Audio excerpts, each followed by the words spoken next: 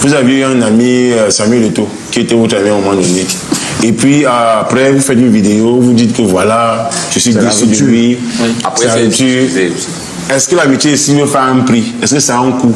Est-ce que tout le monde avec qui vous êtes amis, que vous n'avez pas cité ou clashé, c'est parce que ce sont des bons amis qui vous donnent ce qu'ils vous promettent, comme le ministre qui peut vous embarquer dans sa voiture et vous montrer qu'il fait des visites inopinées, pendant que Samuel Eto'o qui vous a fait une promesse ne vous la donne pas? Est-ce que vous n'aurez pas pu agir différemment? Si c'était à refaire, est-ce que le referiez-vous? Okay. Est-ce que dénoncer utile de faire une vidéo comme c'est ce que vous l'avez fait là? J'ai l'impression qu'aujourd'hui, on va plus me donner la paix. L'épisode de Grand Barra, j'aimerais aussi dire un mot dessus parce que Grand Barra, on le découvre quand il dit il doit laisser, il doit partir. Est-ce que c'est maladroit de penser que vous êtes venu tuer un buzz pour créer un buzz? Parce que le buzz de Grand Barra, c'est qu'il doit partir, il doit laisser. Vous récupérez quelqu'un qui est en ton sur les politiques publiques, vous tuez ce buzz-là et vous faites de lui une espèce de comique. Est-ce que si l'expérience de Grand Barra était à refaire, vous le referiez? C'est la dernière. Ok, d'accord. Je commencerai en disant que le ministre dont vous parlez s'appelle Manaouda Malaché. Oui. Quand vous dites qu'il me prend dans sa voiture pour vous faire le truc, non, c'est trop de légèreté quand même. Et lui, c'est pas lui qui m'appelle ce soir-là. C'est moi qui l'appelle. Et je vous ai dit comment je connais le ministre Manaouda Malaché. Tout le monde ne connaît pas le ministre comme vous. Hein, laissez-moi parler. Tout le monde n'a pas les portes. Mais je vous ai parlé de deux ministres que je connais. Sur 66, écoutez quand même. Je vous ai parlé du ministre Mounouna Foutsou que j'ai... Maintenant, il y a le ministre Momo que je connais avant qu'il ne soit ministre. Vraiment, c'est un papa. Je ne peux pas l'inviter chez moi, il ne vient pas. Il m'invite chez lui, moi je m'en vais. Vraiment, on n'a pas de rapport d'argent. Le ministre Manaouda, moi je l'appelle le 31. Je n'appelle même pas, je dis bonne année, grand. Il dit, ah, moi je ne vais pas fêter, moi je vais faire le tout. Non, laissez-moi. Si l'amitié se force avec eux, laissez-moi faire une vidéo. S'il vous plaît, on va arriver sur le tout, vous allez poser 3 questions, non? Oui. Voilà. Donc, je réponds au ministre Manaouda, il me dit, je vais faire le tour des hôpitaux. Je lui dis, ah, mais ça c'est bien, moi je vais venir t'accompagner. Je n'ai rien à faire. C'est comme ça que je peux l'accompagner, j'ai fait la vidéo. Il n'y a pas les histoires d'argent derrière. S'il y avait l'argent, je devais vous dire combien il a donné. Et j'accompagne un grand frère qui est ministre. Vraiment, il n'y a pas d'amitié, c'est un grand frère. Maintenant, Eto'o, ce n'est pas mon ami. C'est un grand frère que c'est mon idole. Quand mon idole vient me voir et qui me dit, je serai président de l'Afrique, je vais déposer la candidature, j'ai besoin de ton soutien. Grand, qu'est-ce que tu veux faire? Voilà ce que je vais faire, voilà ce que je vais faire, voilà ce que je vais faire. Quand je battais campagne pour Samuel Eto'o, je disais ce qui... Tout le monde pensait qu'il me donnait de l'argent, non? On pense juste ça. Mais j'avais fait une vidéo pour dire qu'il n'a rien donné en public. Si c'est faux, qu'il me porte plainte. Mais tout ce que j'ai dit dans la vidéo est vrai. En fait, hein, l'image que vous avez de Sivefa, je vous dis un jour, et je prie vraiment que Dieu touche un peu vos cœurs, afin que vous acceptiez la vérité. Alléluia. Oui. Parce que quand je fais cette vidéo pour me désolidariser de Samuel Eto'o, c'est parce que je me rends compte que j'ai soutenu un grand frère qui a promis changer beaucoup de choses. Mais la simple peinture, même au niveau de la FECAFOOT, je n'ai pas vu. Ouais. Et ne dites pas ouais, s'il vous plaît. Non. On est là pour dire la vérité. Quand je battais campagne pour lui, je disais il va changer la peinture, il va faire ceci. Mais s'il n'a rien fait, j'ai le devoir, en tant que citoyen qui a soutenu un candidat, de venir dire... Puisqu'il n'a pas fait ce qu'on a promis, non, ce n'est pas une histoire d'argent. Les gens vont toujours dire, il ne fait rien pour rien. Non. En fait, c'est qu'on est dans un pays où personne, et c'est justement vous le problème, vous ne faites rien. Du coup, quand vous trouvez quelqu'un qui fait quelque chose pour rien, il devient le premier ennemi à abattre. Puisque si c'était à refaire, est-ce que vous le referez? Si vous trouvez un homme qui divague dans la rue, qui dit que Paul Biya va partir, est-ce que vous allez prendre cet homme-là, faire de lui un comique, l'amener à Dubaï? Alors que vous allez plus, par exemple, investir tous les millions que vous avez investis sur lui, sur d'autres gens qui font l'agriculture, le poulet, le pouce, je sais pas. Si c'était à refaire, je ferais exactement la même chose parce que je vous ai dit pourquoi je l'ai fait. J'ai fait. Vous n'étiez pas avec moi quand j'ai rencontré ce papa. Vous ne connaissez pas quel était l'état de mon cœur quand j'écoutais ce papa. Quand il me montrait son lit où il dormait. Quand j'ai décidé. Mais avant lui, j'ai fait ça pour plusieurs personnes. Ne faites pas comme si c'était la première fois. À chaque fois qu'il y avait les buzz, je retrouvais les gens et je voyais comment développer. Parce qu'en fait, il faut surfer sur le buzz. C'est ce que je dis toujours aux gens. Quand vous avez un buzz, je m'en fous de ce qu'il y a derrière comme politique. Il faut surfer sur le buzz. Le buzz est là. Profite de cela pour manger un peu d'argent. Voilà. Si ce n'est pas un buzz négatif, vous n'allez jamais me voir dans les histoires de faire fesses ou bien de seins dehors, de nudité. On peut aussi mettre le bip là. Non, non, jamais. Mais une fois, rien à voir avec tout ce qui est négatif là. Moi, je sais. J'ai arrêté pourquoi? Lui, les Camerounais, en fait, ne voient rien de positif dans tout ce que je faisais. Rodrigue, Steve, est-ce que ta claque au docteur qui grévait là était vraiment nécessaire Est-ce que ça aussi c'était vraiment utile? Toute la diatribe que tu as produit sur ces gens-là. C'était un peu... Qui sont en fait la conséquence d'un problème. Est-ce que c'était utile? Je m'adressais, d'abord, moi je vous dis, je suis un produit de l'université de Yaoundé de soi. Pourquoi est-ce que moi je n'ai pas continué en master 2 puis doctorat? Pourquoi tout le monde devait faire comme vous? Non, j'ai dit non. Et non pas la grâce comme vous. Mais c'est moi qui parle, c'est pas vous. C'est moi qui parle, c'est moi. Mais j'ai l'autorité pour parler. J'ai l'autorité.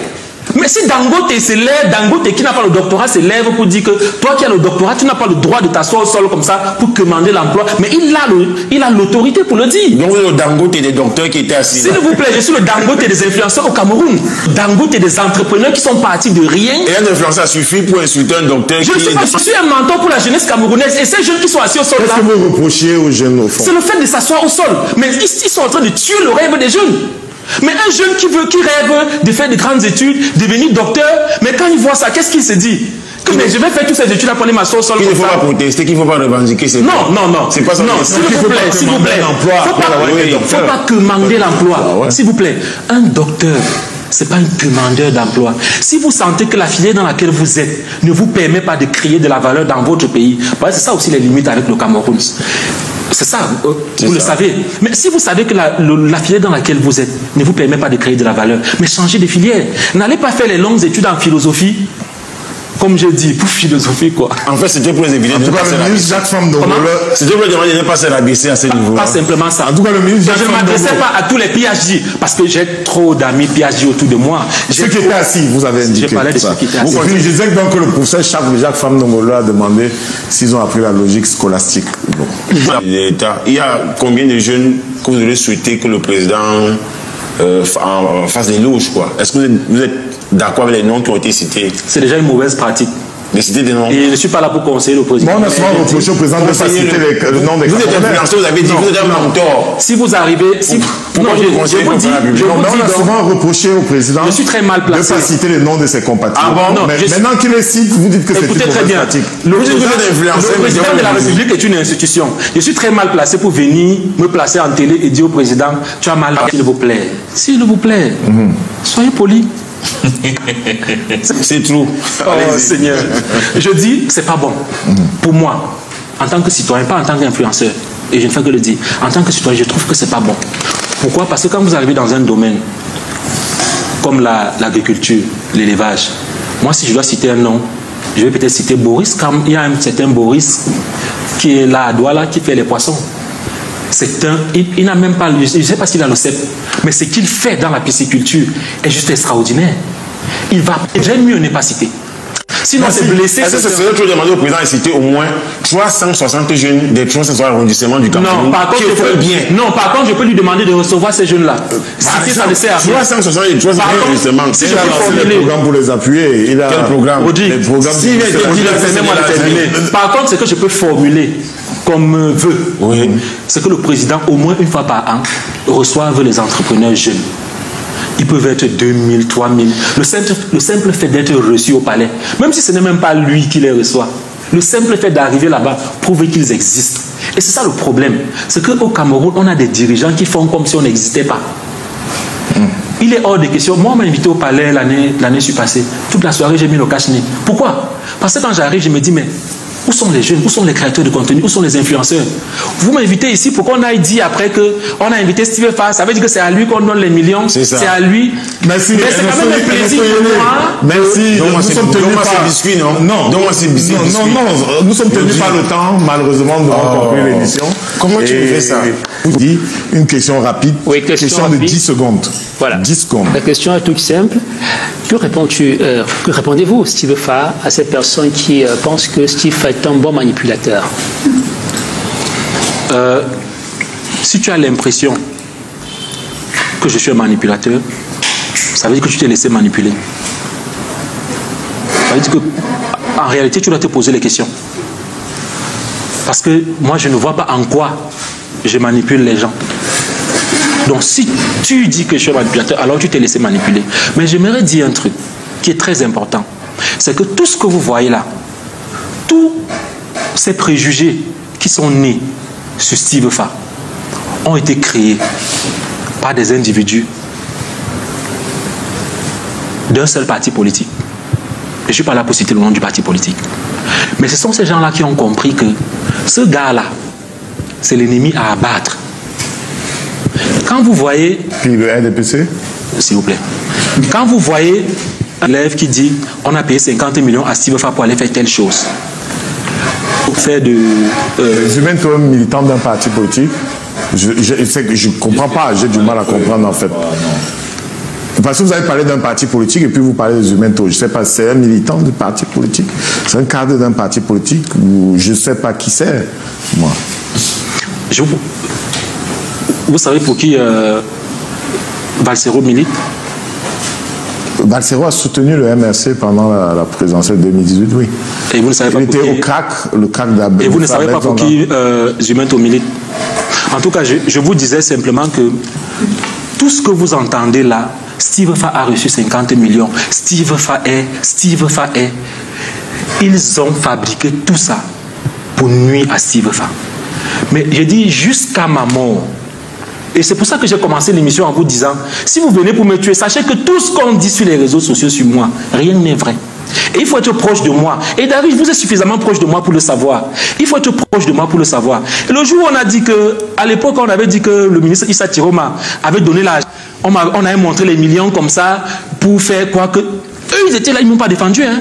Ces gens-ci étaient là à la même réunion que moi. Ils savent qu'on a donné 10 000. Et les 10 000 là, je leur ai donné ça au travers pour ils ne m'ont pas défendu. Bon, je vais couper pour Rodrigue. Daniel est bien je pense que une question de 10 secondes. Il est parti dans des émotions. Je ne pense pas avoir perçu quoi que ce soit. On était dans un élan de donner des idées pour mieux assainir le milieu digital dans le pays. Et je pense que ceux qui ont perçu de l'argent en libre, je n'ai rien perçu, sauf si on m'apporte la preuve contraire. Et maintenant, j'aimerais, je pense qu'il a évoqué le fait qu'il accompagne la jeunesse camerounaise quand même dans les faits de créativité, etc., etc. Mais on va revenir sur d'autres faits qui concernent des jeunes comme Ken de Mutongo, comme le petit Fali et tout. Et ça a déjà été évoqué pendant le duel. On n'a même plus de temps. Poser une question. Poser la question rapidement. Ce qui a été très critiqué. Vous savez, Ken de Mutongo connaît le passif. Un petit voleur, etc. Pour Fali, bon, il a cité le nom d'un artiste qui on a 1 minute déjà. Voilà, ne tenait pas à cœur et tout. Est-ce qu'aujourd'hui, il pourrait revenir sur ces décisions de soutenir ces deux jeunes-là, principalement? Si oui, pourquoi? Sinon, pourquoi? Non. Non, je ne pourrais pas revenir. Parce qu'en fait, dans tout ce que j'ai fait dans ma vie, l'intention a toujours été bonne. Que ce soit Ken de Mutongo, ne croyez pas que celui-ci a le vol dans le sang. Mais qu'est-ce que je peux faire? Non, il n'y a pas de vol dans le sang. Non, ce que je me suis dit, non, c'est pas un médecin qui l'a dit, c'est moi. D'accord. Voilà. Donc, qu'est-ce que je peux faire? Voilà. J'ai fait un petit plan là. Je me suis dit, ok, si en faisant ça, l'enfant change, ce serait bien. J'ai fait, et quelques jours plus tard, ses parents m'appellent pour me dire qu'on l'a encore attrapé. Ouais. Il avait volé. Depuis ce jour-là. Vous avez regretté quand même Non, j'ai regretté. Mais je n'ai pas regretté la première action. Parce que la première action, c'était pour Merci. bonne cause. Merci. Voilà. Daniel Anissé Boudié.